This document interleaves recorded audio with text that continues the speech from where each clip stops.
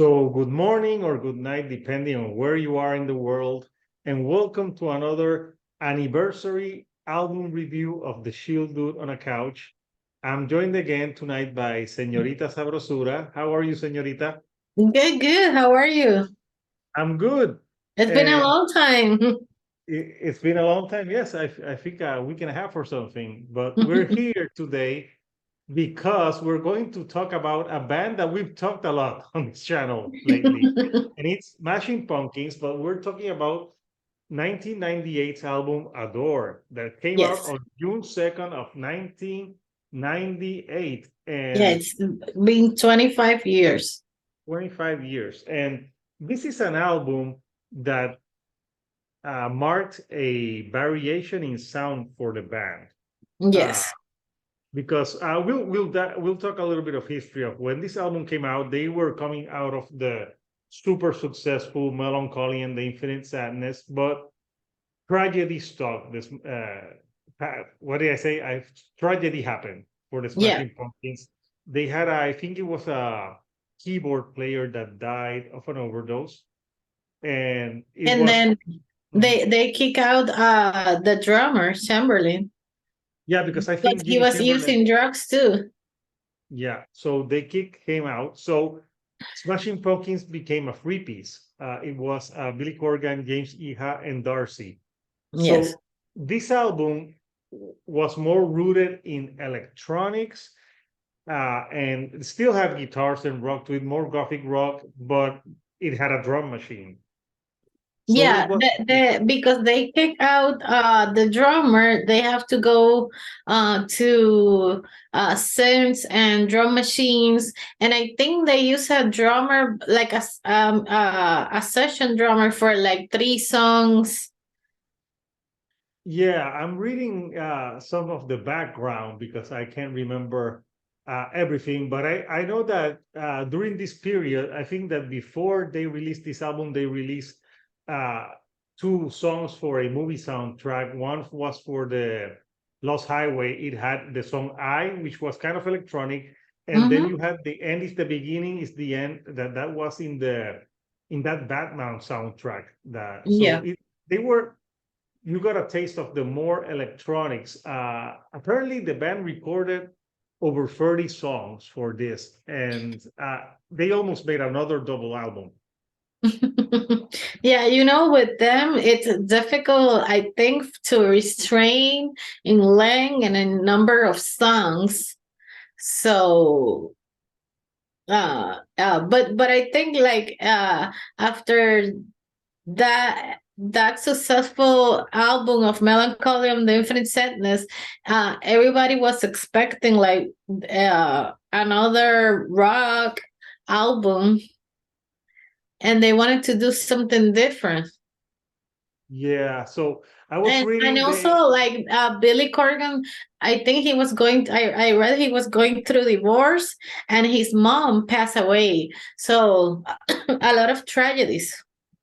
yeah, that's what the song To Martha is about. It's a Yeah. song to his mother, and yeah, he was going apparently through a divorce at that time, and so they brought in some session drummers. The band used a drum machine for earliest incarnation, but they also enlisted Joe Waronker of Beck's band. Matt Cameron, I think, of Soundgarden and Pearl Jam played on a few Yes. songs. Bon Harris of Nitzeret, that he contributed electronic sequencing and sounds to the some of the album's tracks. So yeah, it's interesting like what they did. I can't remember who produced this. Was this produced by the same by Flood, who produced the Melancholy also? I don't think so.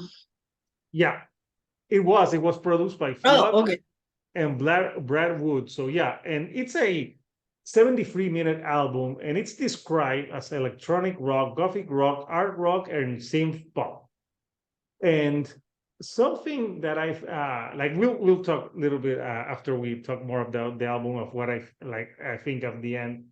So, Señorita, what were your initial thoughts when you first heard this in 1998? Well, when I first listened, there were songs that I immediately loved. Um, like I confess, like I didn't listen a lot to the whole album, but years later I started to listen to the whole album and I like it more. Like for me, this is an album that it's for headphones or to chill. It's more personal, more stripped down. Uh, but there were few songs that I immediately loved, and I know this album divided fans. Like Yeah. those who were expecting another rock opera hits, a stadium, uh, and then the fans that really liked the album. Yeah. For me, I remember when back in the 90s, for me, uh, I was just happy that Smashing Pumpkins had a new album. And I remember listening to the first single, ABBA Adore. And when I first heard it, it's like, this is different because it had electronics, but it also had a guitar, but it had like a type of like a Nine Inch Nails meets The Cure or something different to it. Yeah. It was different, but I enjoyed it a lot as a single. Then I know the other single that they had was Perfect. For me, Perfect sounded more like something that could have been on Melancholy. Yeah. Like, yeah, it's got that like it even it sounds a little bit like it could have been on that album. That's the one out song on that album on Adore that I think sounds the most of what they sounded for on the previous album. So On the maybe they previous, yeah. it's like a good bridge because it's the most sounding to them in the past Mhm. than the other sounds that they use on this album. But yeah, this album still had plenty of guitars to it, and they used the electronics, but they blended with the guitars. Like Billy, this is what you should be doing with Autumn. Yes. Oh, yeah. Yes, he did it perfectly on this album. It's like, why can you do that now? Yeah. And it's funny because like it wasn't like a success, and a lot of people didn't like it. And 2 years later, Radiohead came with Kid A, and it was the same, and people love it. It's like, come on, this was done 2 years before with Smashing Pumpkins with Adore. I can tell you that I didn't like Kid A when it came out. I did, I did. But I Yeah. also like Adore, and then a lot of people didn't like Adore, but they like Kid A. Like, I did like Adore, but at the time, I think it was my least favorite Smashing Pumpkins album. But okay. I love the singles, but through the years, it's an album that now I love it. Like For it's me, it's an album that it has aged really well. I'm getting us ahead, but for me, this album, like, it has aged like really well. The lyrics are beautiful, the melodies, everything. And yeah, it's and the like you said, perfectly balanced between the electronics Mhm. and the synthesizers, the guitars. Yeah, It's like it's very dreamy pop, but dark. very dark. And when I listen to it now, yeah, I think I can appreciate it more, but I liked it when it came out because it Hmm. was another Smashing Pumpkins album. And uh, actually, they started dabbling with electronics on Yeah, Melancholy. and you gotta understand, like grunge. It was the end of grunge. It It was was the end the end of the 90s. And everyone was doing electronic music, experimenting. Even David Bowie was doing electronic and experimented with music. So Yeah, they weren't going. I could not hear Smashing Pumpkins going new metal. no, Like the only time that he rapped was in the Everlasting Gaze, but that's on another album. yeah. But yeah, so when it came out, I really loved it. I loved the cover. I thought the cover, it was all black, and I don't know who the girl on the cover was, but yeah, it's a beautiful, subtle cover. There's more gothic sounds to it. So let's talk tracks now. This I don't own this one on vinyl, but I would get it on vinyl if uh, I would need to get this and Melancholy. So Yeah. out of the like, I think there are like 17, 16 tracks. What are your the tracks that you most love. That like we could talk singles, obviously, but the other tracks like Yeah, the deep well, cut besides the singles, I know you like the singles. I like the singles. Besides the single, I like the opening track. For to Sheila, Sheila. Mhm. Shayla. I like that it started like really low, and I don't know if it's like a mandolin or a banjo that you can almost not hear, like very low. I think it's like a mandolin. I'm not sure. Yeah. Someone comment, let us know if we're right. And like it's very soft. I really like that song. Yeah, and it's a different album opener because if you, for example, Siamese Dream have Share of Rock, which is a strong opener. And Melancholy in the Infinite Sadness had the piano, but after that it had Tonight Tonight. And Tonight Tonight had a lot of orchestration and it was grand. So To Sheila is it's like a very soft ballad. So it's ballsy to start an album with a ballad, but it makes sense for this album. Like you could have said they could have started this album with Ava Adore with the electronics, but I think Yeah. it was good to start with To Sheila to ease you into the electronics. Yes. And yeah, I think it's a very solid album opener, and it gives you a feel of what this album is about. Yes.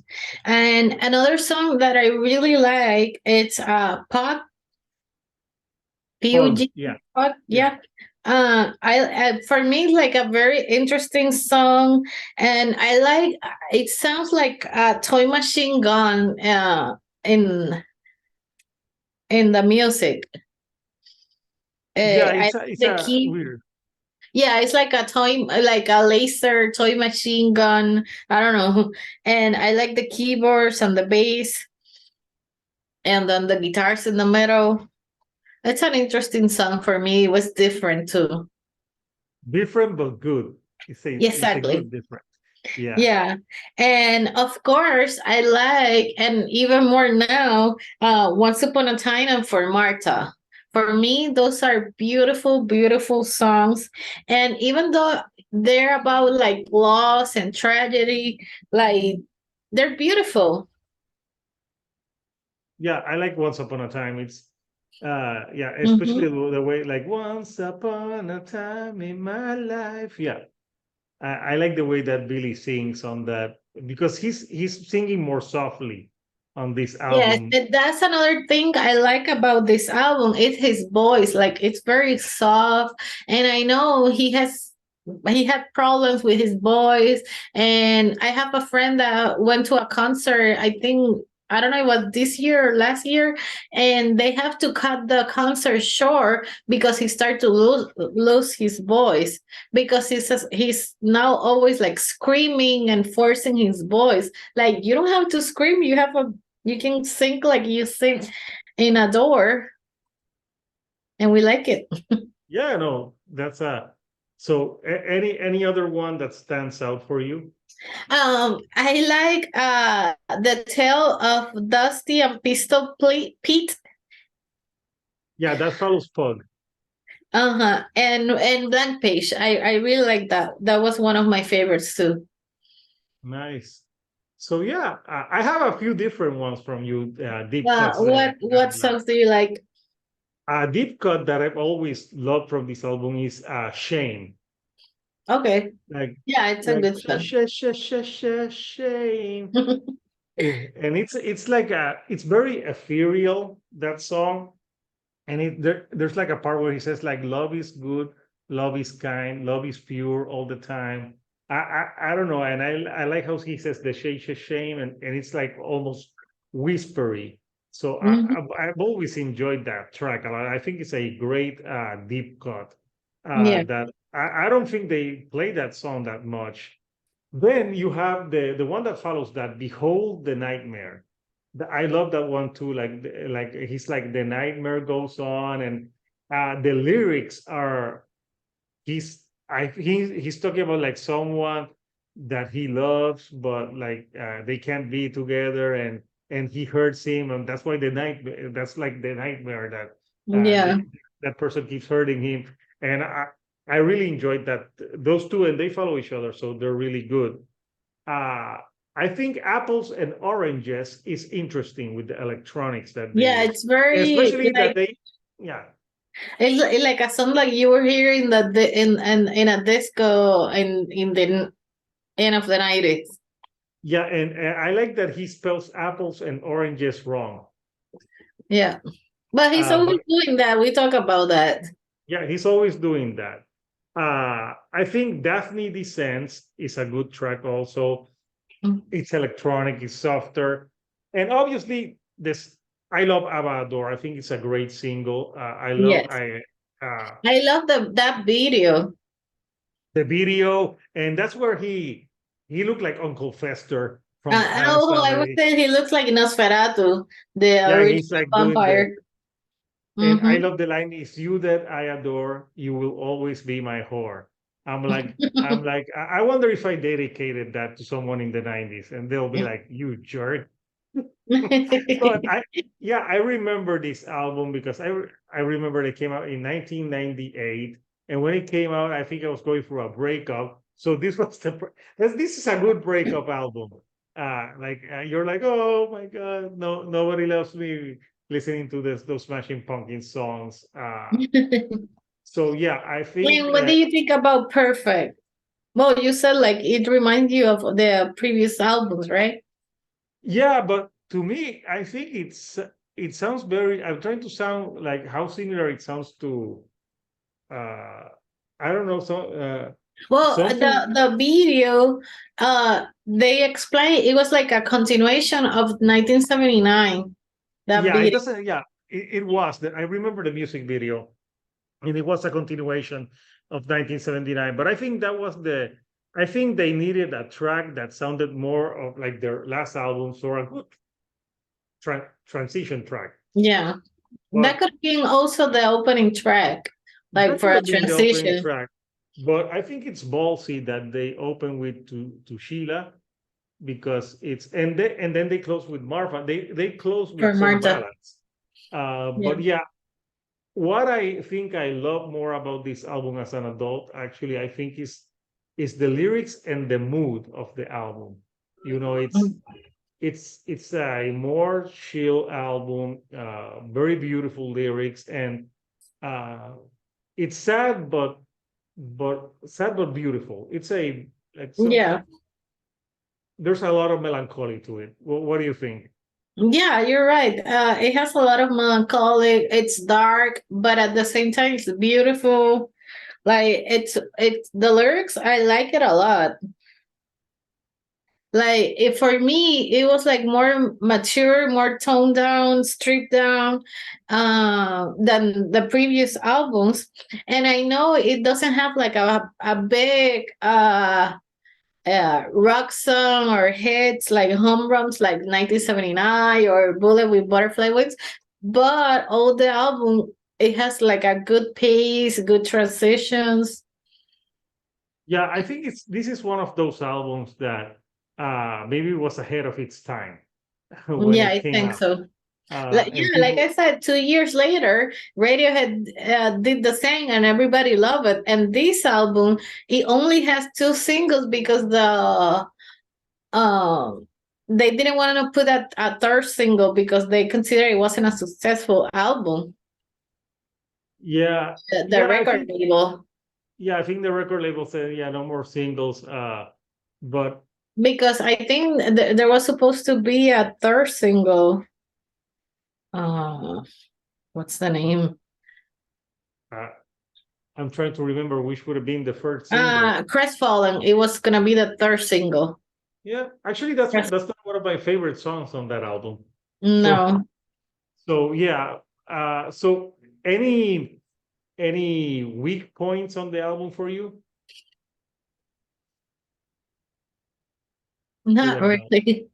No, this is not autumn, people. So see, people that will maybe think like, oh, you're not true Smashing Pumpkins fans. Like in 1998, Billy Corgan did this well. He meshed electronics with rock music, but it sounds good. No, like, and I think if he if he would have done this for the last album, it would have worked, but it didn't. And I like the lyrics on this one, and I don't think the songs feel forced or cheesy. They feel very from the heart, and that's why I think this is an album that has is more of a grower. I think that fans now that didn't like it in 1998 now say like, yeah, it's really good now that I listen to it. I did like it when it came out, but it wasn't an album that I listened to as much as the previous ones. But I Yeah. did buy it and I did listen to it. So, yeah, 25 years later, has it held up? Yes, of course. I would say too, it has held up. And Yeah, I it has think, aged very well. yeah, it's aged very well. And I still love it to this day. And there's a deluxe version where they have like different versions of the songs from this. So people that like to hear that. But yeah, I still love it to this day, and I think it's kind of underrated, in my opinion. Yeah. So we want to know from you guys, what do you think of Adore 25 years later? What are your favorite tracks? What are your earliest memories to listen to this back when it came out in 1998? If you were around in 1998 to listen to it, if not, like, what do you think of it now? And if you like the videos that we're putting out, do not forget to subscribe. Do not forget to give us a like. We have more content on the way. And please subscribe to Señorita Sabrosura and buy her merch at sabrosura.art. She has merch of different artists, different stuff, pretty cool shit. So everyone can check out. And of course, if you we have more videos from the Splashing Pumpkins Autumn. We covered also Melancholy and the Infinite Sadness. And I think this year we'll do the 30th of Siamese Dream, which turns 30 in a few months. So Yeah. we're going to do that video. And so people be around for that. So until next time, this is Hector, the Shield on a Couch. Señorita Sabrosura. And we'll see you right here on the couch. Thank you and good night.